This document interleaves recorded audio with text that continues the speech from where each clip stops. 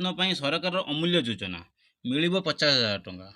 ଝିଅର ସାମାଜିକ ସୁରକ୍ଷା ସୁନିଶ୍ଚିତ କରିବା ପାଇଁ ଓ ସେମାନଙ୍କର ଭବିଷ୍ୟର ସୁରକ୍ଷା ରଖିବା ପାଇଁ ସରକାର ଯୋଜନା ପରେ ଯୋଜନା କାର୍ଯ୍ୟକାରୀ କରିଛନ୍ତି। ଏଭଳି ଏକ ଯୋଜନା ଅଛି ଯେଉଁଥିରେ ସାମିଲ ହେଲେ ଝିଅଙ୍କ ପାଇଁ ଅଭିଭାବକକୁ ସିଧାସଳଖ 50,000 ଟଙ୍କା ଯୋଗାଇ ଦେବେ ସରକାର।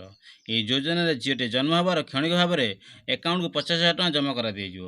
ତ ଦ୍ୱିତୀୟ ସନ୍ତାନ ଜନ୍ମ ହେଲେ ଏହାପରେ ଅଭିଭାବକ ପରିବାରକୁ ନିୟୋଜିତ ଭାବରେ ଅସ୍ତ୍ରୋପଚାର କରିବା ପାଇଁ ତେବେ ପ୍ରତ୍ୟେକ ଝିଅକୁ 25,000 ଲେଖା ଯୋଗାଇ ଦେବେ ସରକାର। ତେବେ ଏହି ଯୋଜନାରେ ସାମିଲ ହେବା ହେଲେ ନିର୍ଦ୍ଦିଷ୍ଟ ମାନଦଣ୍ଡ ରହିଅଛି। ଝିଅର ଶିକ୍ଷାର ବିକାଶ ଦୃଷ୍ଟିରେ ରଖି କାର୍ଯ୍ୟକାରୀ କରାଯାଉଛି। ଏହି ଯୋଜନାର ଆବଶ୍ୟକ ହେଉଛି ବାସ୍ତବିକ ଓ ମାନଦଣ୍ଡ।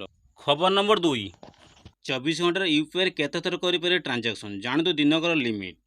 ତ ଆପଣ ଦୈନିକ ଟ୍ରାଞ୍ଜାକ୍ସନ୍ ପାଇଁ ୟୁପିଆଇ ଉପରେ ନିର୍ଭର କରୁଛନ୍ତି କି? ତେବେ ଏହି ଖବରଟି ଆପଣଙ୍କ ପାଇଁ ଜରୁରୀ ଯେ ୟୁପିଆଇ ଟ୍ରାଞ୍ଜାକ୍ସନ୍ର ନିୟମ କ'ଣ।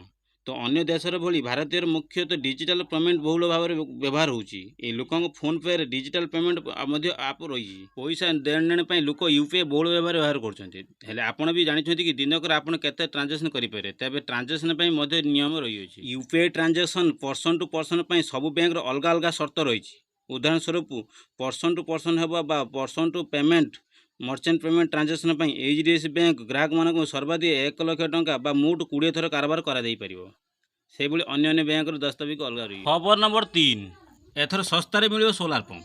କୃଷି କ୍ଷେତ୍ରରେ କୃଷକ ସମସ୍ୟା ସମାଧାନ ପାଇଁ ସରକାର ପ୍ରଧାନମନ୍ତ୍ରୀ କୁସୁମ ଯୋଜନା ଆରମ୍ଭ କରିଛନ୍ତି। ଏହି ଯୋଜନାରେ ଚାଷୀକୁ ସେମାନେ କ୍ଷେତ୍ରରେ ସୋଲାର ପମ୍ପ ଯୋଗାଇ ଦେବା ପାଇଁ ଟଙ୍କା ଯୋଗାଇଥାଏ। ଏହି ଯୋଜନାର ଅଧୀନରେ ସରକାର 5 ଘୋଡ଼ା ଶକ୍ତିରେ 2 ଘୋଡ଼ା ଶକ୍ତି ସୋଲାର ପମ୍ପ ଉପରେ 90% ସବସିଡି ପ୍ରଦାନ କରୁଛନ୍ତି। କେନ୍ଦ୍ର ସରକାର 35 ଲକ୍ଷ ଚାଷୀକୁ ପ୍ରଧାନମନ୍ତ୍ରୀ କୁସୁମ ଯୋଜନା ସୁବିଧା ଯୋଗାଇ ଦେବାକୁ ଲକ୍ଷ୍ୟ ରଖିଛନ୍ତି। ଏପରି ପରିସ୍ଥିତିରେ ଯଦି ଆପଣ ଜଣେ କୃଷକ ଏବଂ ଆପଣଙ୍କର କ୍ଷେତ୍ରରେ ସୋଲାର ପମ୍ପ ସ୍ଥାପନ କରିବାକୁ ଚାହୁଁଛନ୍ତି ତେବେ ଆପଣ ଅନଲାଇନରେ ଆବେଦନ କରିବାକୁ ପଡ଼ିବ।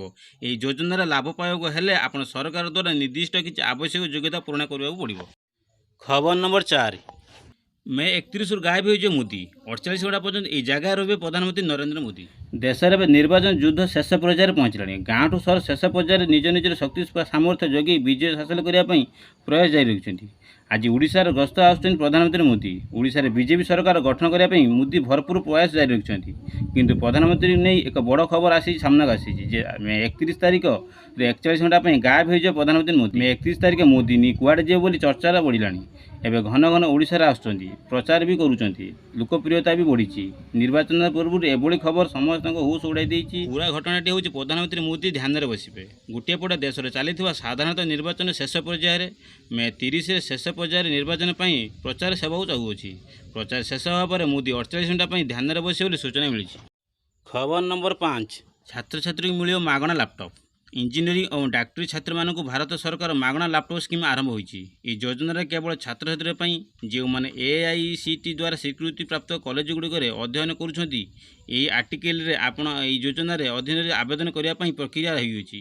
ଏହି ଯୋଜନାର ମୂଳ ଉଦ୍ଦେଶ୍ୟ ହେଉଛି ଛାତ୍ରଛାତ୍ରୀମାନଙ୍କୁ ସାହାଯ୍ୟ କରିବା ଯେଉଁମାନେ ଦାରିଦ୍ର୍ୟ ସୀମାରେଖା ତଳେ ରହୁଛନ୍ତି ଏବଂ ଇଞ୍ଜିନିୟରିଂ କିମ୍ବା ଡାକ୍ତରୀ ଅଧ୍ୟୟନ କରୁଛନ୍ତି। ସରକାର ଏହି ଛାତ୍ରଛାତ୍ରୀଙ୍କୁ ମାଗଣା ଲାପଟପ୍ ଯୋଗାଇ ଦେବେ ଯାହାଦ୍ୱାରା ସେମାନେ ଉଚ୍ଚଶିକ୍ଷା ସଫଳ ହୋଇପାରିବେ ଓ ଛାତ୍ରମାନଙ୍କର ପଞ୍ଜୀକରଣ ଭାରତ ସରକାର ଦ୍ୱାରା କରାଯିବ ଏବଂ ମନୋନୀତ ଛାତ୍ରମାନଙ୍କୁ ମାଗଣାରେ ଲାପଟପ୍ ଦିଆଯିବ।